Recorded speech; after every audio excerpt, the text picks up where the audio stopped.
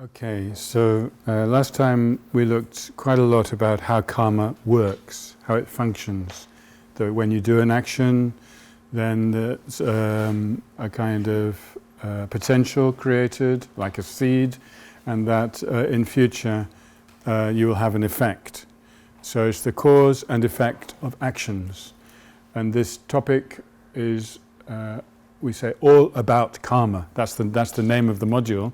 So the all about also includes what to do about karma, which is what the main focus is today. What to do about it. Because if we just learn that we have done these things and we're going to get the results and there's nothing you can do about it, then what's the point? But if there's something you can do, then definitely it's useful to know what to do. So what you just learned here, the 4 opponent powers, those of you who want to take the assessment, that's something you need to learn, what the 4 opponent powers are. The first one is the power of regret. The second is the power of the basis, refuge and bodhicitta. The third is the power of the remedy. And there are different kinds of remedies. We just did one of them, which was the short Vajrasattva mantra. And then the fourth one is the power of determination, not to repeat, as much as possible. Okay. Now, we need to look at a little bit more about what karma is, and you have this text which has been very kindly translated by Meggie, and she's also translated the practice which we'll be looking at later. But this text is called the 10 non-virtues. So I think you have it in Hebrew. And it's too much to go into fully. We don't have time to do that. But it's a very, very useful text for you to take with you and study on your own. And it will give you many things to think about in terms of things that you may have done in the past which you regret. So then you've got lots of things that you would want to purify probably, which is normal. So don't feel, as Shan said, don't whatever you do, don't hate yourself. I'm a bad person. I did these terrible things. Please, please, please, don't think like that. That's really not a Buddhist way of looking at these issues. The Buddhist way of looking at them is, I made some mistakes. And usually we made the mistakes because of ignorance, or because of our afflictions, because our anger or whatever got the better of us, or we were confused. Whatever the reason, there is a reason, and we can regret the action, but we don't have to think, I'm a bad person. In fact, just think, I'm a normal person, because normal people make mistakes. Okay? Then it becomes more manageable. Okay. Now, I do want to look at some things in this sheet, and the first is the opening section, where underneath the first heading, the 10 non-virtues, it says each of the 10 non-virtuous actions has 4 components or factors. I'm sorry, I'm reading in English, but you'll be able to read it in Hebrew. For the action to be complete, that is to bring the full karmic result, all 4 components must be present. So if you look at your text, you can see the translation, everything makes sense? Good, okay. So 1, the basis or the object of the action. So the basis or object of the action is often another person, often or another being. So for instance, the first one is going to be about killing. So to kill, you have to kill somebody or some being, some animal or whatever, some living being is killed. So that's the object of the action. That's called the basis. Then the next one is the intention. So the intention is to do with your mind when you do the action. What is your mind like when you're doing the action? And there are 3 parts: recognition, motive, and delusion. So recognition is simply seeing, yeah, this is the one I want to kill. That's the recognition. Recognition, motive, and Delusion. Can you see it in Hebrew? Are you following it? No, you're following the text in Hebrew? Yes, it's all been translated for you. We will not answer you in Hebrew. yeah, that's the problem. I'm sorry, yes, I'm sorry. You can see it now? Next semester in Hebrew. Me? Yeah. You. too old. Too old to learn. So the first one is called recognition. This means to recognize the one that you wanted to kill, or if you want to steal, the one you want to steal from, or what you want to steal. All these things means recognition, knowing what you're doing. The second one is the motive. What is the reason for the killing? And maybe you need some food. Maybe the person is about to shoot you and you want to shoot them first. There may be many different motives. Whatever your motive, that's the second one. And the third is delusion. And delusion means the afflictive emotion. It means the emotion with which you do the action. Okay? It's clear? Sorry, maybe we should have somebody reading this in Hebrew, but anyway, hopefully you can follow. The delusion means, like usually, often it's anger. For killing, it's often anger. But it could be attachment. You might be so hungry for that chicken that you just go to kill it out of your desire for the meat of the chicken. So it depends what the motive could be different. It could be, you might be motivated by jealousy to kill your partner's lover. There's all kinds of different motives that could come into it. Right, okay. And so that's the delusion. So these are the states of mind. Then the third one is the deeds, actually performing the action. So in other words, actually doing whatever it is, actually doing it. And usually these actions are done by the body or by the speech, but some of the actions are just done by the mind. To actually really think something very strongly can also be a negative karma. Okay. The fourth is the completion of the action. And that means that, well, it just means to complete it, to finish the action, to actually do it. I mean, supposing that you tried to kill something but it gets away and you just injured it, then it's not complete. Okay. Which means it's not complete. Yeah, well, I'm going to say that in a minute. Okay. Yeah. Okay. So underneath there it says, if any of the four factors is missing, the action will not be complete, but will still bring suffering in the future. Okay. So that doesn't mean that nothing happened, but because all the other ones are there, and so there's some pretty heavy stuff going on in your mind or in the action, or you may have injured somebody, but you didn't kill them or whatever. So there's still some result going to come, but if it's not complete, you're not going to get the full result. Okay, it's like that. Now, this is the introduction to the 10 non-virtues, and underneath it says the 10 non-virtues are divided into 3. 3 non-virtues of body, 4 of speech, and 3 of mind. Now, we're not going to go into all of them in detail, but with each of the actions, it's going to give you the basis, the state of mind, the intention, the deed, and the completion. It's going to give you something about those. And so the first one is killing, the second one is stealing, and the third one is sexual abuse or misconduct. And these are 3 actions of body. Now, you might think, why those 3? What about other ones? For example, torture isn't mentioned.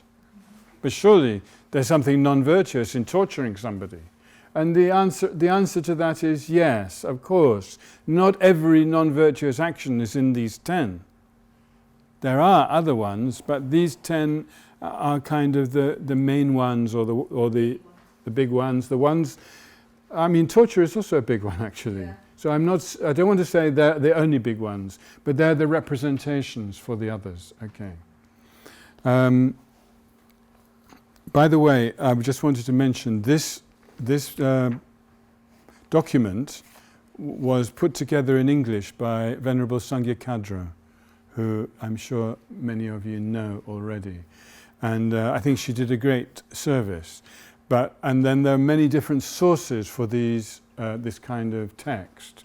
For example, there'll be some texts by Lama Tsongkhapa, which she will have used. But also, I'm sure she will have used some teachings from Lama Zopa Rinpoche, because this is a topic which he teaches a lot. And so there are many sources from which she could have got this information. Okay. So, yes, of course. So the definition of an action, is it necessarily from this list, or is it... No. No, an action is just to do something with your body, your speech, or your mind. Action is to do something. Okay, It could be but anything. it could be, but here we're dealing with 10 non-virtues, and these 10 are like the ones which we focus on in order to study the topic of karma. There are also 10 virtues, which are the opposite. For example, if you want to kill something but then you stop yourself, that is a virtue of not killing. If you think, oh, I could take that, but it doesn't belong to you, and then you stop yourself, it's the virtue of not stealing. And those virtues are also very powerful, because it's actually using the Dharma in your mind to stop yourself from doing something harmful. Okay? So we talk about the non-virtues a lot, but we should also remember there's a good side of karma. There's positive karma also, to either benefit others or to pull ourselves back, to stop ourselves from doing some harm. Inside the bad karma. Not inside the bad karma, but it's linked to it. It's the virtues are to hold back from doing those harmful things. And if you think about your life, you can see this often happens. Today there was a cat bothering us when we were eating our lunch. I really wanted to hit the cat, but I didn't. Okay, so I stopped myself from actually, maybe I hit it a little bit. I can't remember exactly, but it was really annoying. It kept speaking. Eventually, actually, I went to stroke it, and then it was a little bit happier. So that was a lesson there. Yeah. Okay. Then there are 4 non-virtues of speech. Number 4 is lying. Number 5 is divisive speech, which is called slander. Now, divisive speech is where you actually, if I was to say to you something bad about her, and then you decided, oh yeah, she's a bad person, that would be divisive speech. It's okay. And we do this a lot. You think about it, when you're chatting with your friends and you say something bad about somebody, you don't have to know them, it could be a politician. And then your friend, oh yeah, that's a bad person. Don't be tough on us, no. It's difficult in this country not to slander politicians. It's difficult everywhere, as you know, yeah. Sure, yeah. No, this is difficult. Especially that one. I think it's very, very difficult. And you have to watch your speech. If you really want to avoid this one, you have to watch it. It doesn't mean you can't say something critical. It doesn't mean you can't say, I disagree with the Prime Minister because he said that. I think that what he said there was wrong. Of course you can do that. That's expressing your opinion. But that's different from blah, blah, blah, blah, oh, what he's a, blah, saying all these negative things. You don't need to do that. But it doesn't mean you can't have a critical mind. Of course, it's good to be critical. Let's remind ourselves, yeah. Okay, the next one is insulting words, harsh speech. Actually, that's also very hard to avoid. But when you say something which hurts somebody, or which has the intention to hurt somebody, to shut them up, or to cut them, that is this one. Then the 7th one, also very difficult, it's called in English idle gossip. And it's, we sometimes call it meaningless speech. It's just talking for no purpose, just to pass the day, just blah, blah, blah, blah, blah, blah. Yeah? Okay. You got it? You've got everybody happy with the Hebrew? The translation makes sense? It's something which just wastes time. Small talk. It can. Now, small talk sometimes is not always negative. If it's a way to make a bridge with somebody or to make them feel comfortable, then of course it's okay. But if you're just wasting time, just talking for no purpose, this is the one that's negative. Okay, so you have to check up what's really happening here. It's not always clear. It's not always easy to decide. What's the word in English? It's translated gossip here. To gossip. Yeah. We also say gossip in English, but also we sometimes say meaningless speech. Meaningless speech is also quite a good, if you want, that's also quite useful. And you said the word idle. Idle gossip. I might not be familiar with Oh, that. idle means wasting time. It means just, Idle, I-D-L-E. yeah, lazy speech. I-D-L-E. Yeah. All the time, come on. Speak for yourself, Shuki. No, you don't. Oh, you don't. Yeah. Oh, now you have to do purification. Okay, let's stop with that. Okay. It doesn't mean you can't make jokes so that you relax. I'm not saying it's not. You have to be very careful. This one, it's not always negative to just say small talk. It depends on your motivation. It depends on the motivation. It depends how long you go on, and if you're just wasting time or whether you're doing something useful. Sorry, Sarah. Yes.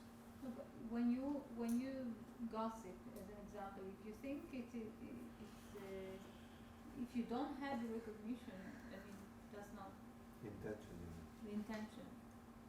You just Yeah, intention doesn't mean necessarily, oh, I'm going to go and gossip. It can be more sort of subtle than that. But here it's written that you believe that what you're going to say is important while it is not. Ah, Who right. says it is important? Who says it is not? Who decides what's important and what is not? So I think. All right. you give it- Okay, you can decide. You must be your own judge of whether it's really important or not. I think it's more beneficial to the other, isn't it? If it's benefiting others, then it's not gossip. If it's benefiting others, but there are some people who will just take you away from the Dharma by just talking all the time. And sometimes you have to skillfully say, oh, I'm sorry, I'm a bit busy. Do you know? So you have to be skillful. That doesn't mean to cut them, but sometimes not to just engage all the time with somebody who just speaks meaningless speech the whole time. But a lot of times you're not aware that you're entering the gossip stuff. I know. So what do you do then? You be mindful and just watch what is happening in the situation. This is not something which is black and white. That's what I'm trying to say. In fact, many of these are not black and white. There's something very. Be your own judge. What is gossip or not for you? And we're all different as well. Sometimes something that looks like gossip to somebody else could actually be compassion. If it's compassion, then it's fine. I think that this is an invitation to speak less. Many times we just speak. Yes. So I like that. really, I agree. Yes. Use your words wisely. That is the best kind of speech. Use your words to benefit yourself or others, to make something clear, to be helpful. That's the best speech. Using the words just to that's not good use of your speech. So you check. You check what is right. Okay, 3 non-virtues of mind. The 8th one, covetousness, is actually wanting what somebody else has and being quite, not just admiring it, but really wanting it for yourself, and then it leads to thinking how to get it. The 9th one is harmful intent. For example, there's somebody at work and they cause you some harm and you think, right, I will get you later. That is an example of that, number 9. You shouldn't do that. It's really negative to think like that. And then the 10th one, wrong views. This is quite a big topic and we don't have time to go into it in detail. But it means stating something which is true to be not true, or stating something that is not true to be true. And when I say stating, of course we all make mistakes because we don't understand everything, but it's really to firmly believe. And the example is, for example, to say there is no result from harmful actions. to really believe that. That would be a wrong view. That would be wrong view. And sometimes we say that to ourselves in order to help ourselves do something non-virtuous. We say, oh, well, I can do that, I can steal that because nothing will happen. That is wrong view. Okay? Now then, the next section, it begins the results of the 10 non-virtues. And this one I want to go into a little bit. There are 3 different results of a complete karma. That is an action that has been committed with all 4 components or factors present. The first one is the ripened result. By the way, these 4 you need to know if you're taking this module. The first one is the ripened result. Let's say that I kill even an insect and I complete all the 4. I determine to kill it, I decide to, and at the end I complete it. The insect has died. That is a karma for me. And the ripened result is the future rebirth state you will experience as a result of having created a complete karma. And remember last time we looked at the fact that karma increases. So you might say, oh, killing an insect is only a small thing. Why? You would say that? Well, it's only a small insect. But that insect values its life the same way that we do. It doesn't want to die just because you decide it's in the way. It's messing up your house. Okay? So, therefore, it's definitely a negative karma, and when it's complete, there will be a ripened result, which is that it will throw you at a certain point at the end of a life into another rebirth, and it will be a suffering rebirth. So that's why it's quite serious, this whole issue. Because most of us have killed insects, I'm sure. Yes? But if I can hit a bee who is coming to bite me, Yeah. that's really going to harm me or hurt me. Yeah. And I intend to hit it in order to avoid the bee to harm me. So Yeah. Well, if you didn't I intend really intend to hit it, you know. you didn't intend to kill it, or you just wanted to push it away? I wanted to push it away, but I Yeah. Yeah, okay. So then you didn't intend... All right, so the intention was not to kill. The intention was to push it away. Okay? That's different. You haven't completed all the 4. To complete all the 4, you need to intend to kill it. And you might be thinking, well, maybe it's okay because it's going to hurt me. But to kill it... Would it be okay if you were going to hurt somebody for them to kill you? No, of course not. I know Okay, fine. Okay. All right, everything, okay. But I killed many mosquitoes intentionally, I have to say. Yeah, me too. But Me too, and therefore I do quite a lot of purification practice about that.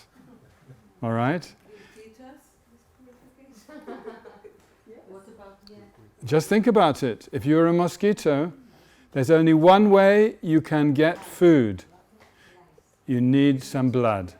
And there is a nice, juicy human being. That is your lunch. Or your dinner, or whatever. I don't know. 1 meal a day, isn't it? So, you're going to say, no, no, no, you can't do that. Kill. You have to think about it. But if the intention was to harm an animal, Yes, then you can complete it. you can. You can. So it can be a complete... It can be, yes. Yeah. So it's all about the intention. Intention is actually the main point about karma. That's absolutely true. Intention is what dictates whether karma is harmful or not harmful, whether it's virtuous or non-virtuous. It comes from intention, yes. So what about eating animals? Exactly. Eating animals is a complicated business question. The main point is that if you kill the animal yourself, or if you order it to be killed especially for you, then definitely you have the karma of killing.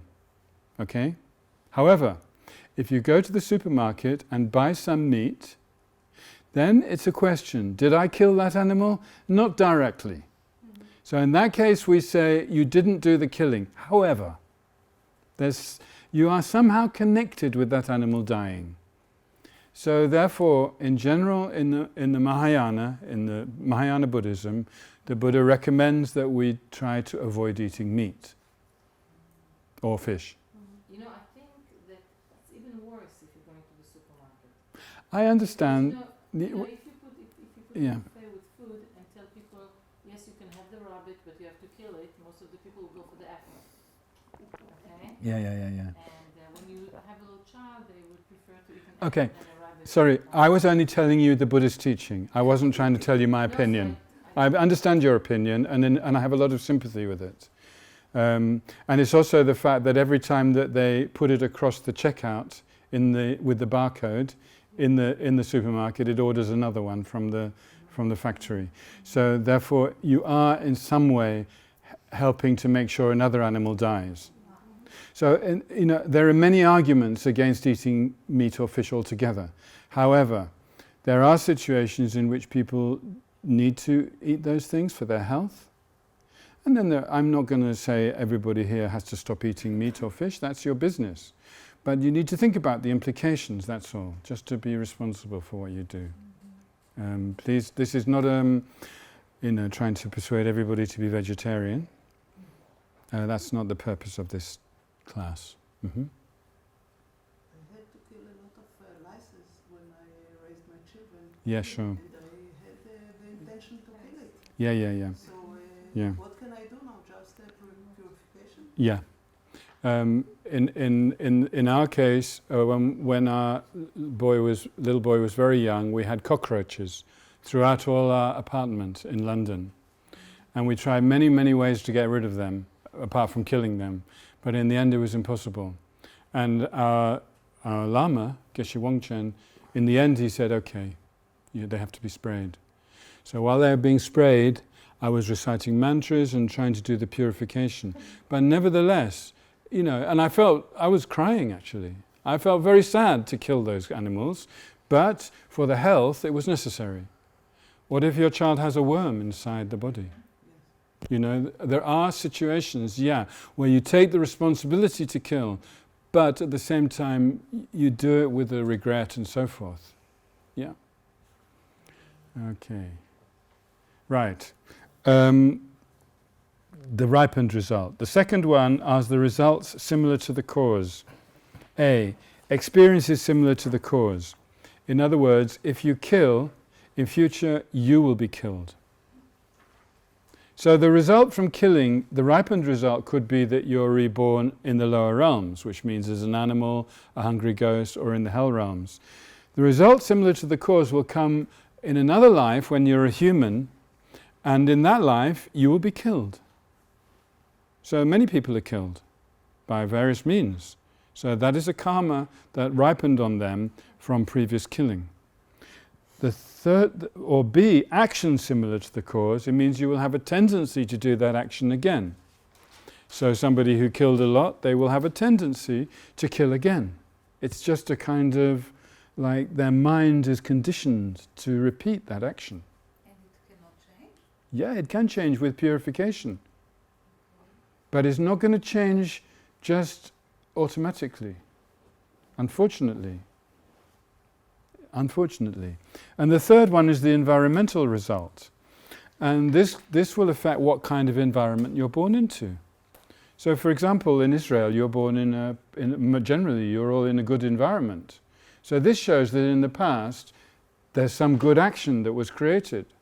But what about somebody who's born in a very poor environment, where it's very hard to grow things, or where everything's very dry in the desert, or something like that? There's many situations. Or somebody who's born in a zone where there's a lot of war, or famine, or disease, all these different things. That is also one of those results, which is called the environmental result. And in the next section of this text, which we're not going to go into in detail, it gives you some examples. So let's just look at killing, the next one. The ripened result will be rebirth in one of the three lower realms. Then the result similar to the cause, Later, in a human rebirth, one will have a short life, ill health, many troubles, no success in your activities. Maybe I've already had some of that. B, actions similar to the cause. You will have the habitual desire to kill and harm others. So you can see that in yourself. When I was a child, I had a tendency to kill insects. Some children don't have that, but I did. So this is a result of some habit from the previous life. Okay. Then the third one is the environmental result from killing, taking birth in a place where there is much violence, war, many problems, etc., and where food, drink and medicine have little power. So we can see there are many places in the world which are like that. And so, you know, when we think through this kind of lens of karma, we start to see that these things that people experience don't happen by accident. There's different causes for all these things. Of course there are external causes. You know, when you say, oh, there's a war in Syria, there are external causes, but why is that person in that situation? That is some personal karmic cause. Something happened before that meant that they were in that situation. Okay? So we can think about that in terms of ourselves and our life, what happens to us, whether we have what we call good luck or bad luck. According to this theory, there is no such thing as luck. It's not chance. It happens because of causes. It's not always easy to see what the causes are, but that's something that we can work at and learn and be mindful. And so really, the purpose of studying this text, which I hope you will go away and read carefully, is to think about what I'm doing, to try to create the virtues, which is to avoid these things or to help others, and try where you did create some non-virtues, and to be honest we all did, then we do some purification practice and move on. But don't think, oh, I'm a bad person because I did this or this or this. That's stupid. It doesn't help. Just think, oh, I made some mistakes. Maybe I made a mistake because I didn't know about it. Actually, if you didn't know about it, it's maybe not so heavy. If you did know about it, it's heavier. The karmas can be heavier or lighter according to many factors. How strongly you did it. Maybe you just did it a little bit. Maybe you killed a mosquito and then you thought, oh, poor mosquito. It's not so heavy. But if you kill the mosquito, oh, great, I killed a mosquito. It's not so good, is it? It's about responsibility and taking responsibility. Absolutely. Aware of your words, of your actions, Yeah. of your, you know. You're absolutely right. You're absolutely right. Be aware. I don't understand one thing about when if I did something wrong, then it comes back to me. Like if it comes back to me that the same thing happens to me, then I can understand. But what if I repeat doing in my next life exactly the same thing? Back actually doesn't come back to me. Actually, it's not like, you know. It's both. Both will happen. The worst one is the repeating the action, because then you get more results, more results, more results. So one of the understandings that comes from this study is to see how we're trapped in samsara. How it's very, very hard to exit samsara because we keep creating more and more causes to be in samsara. All of us. It's actually very hard to break out. It's like a prison where they keep putting more and more walls around us. I'm sorry. It's not very happy for the last day of 2016. But we can make a determination in 2017. Not so much negative karma. Okay. I think that's enough on that. But please study it when you have time.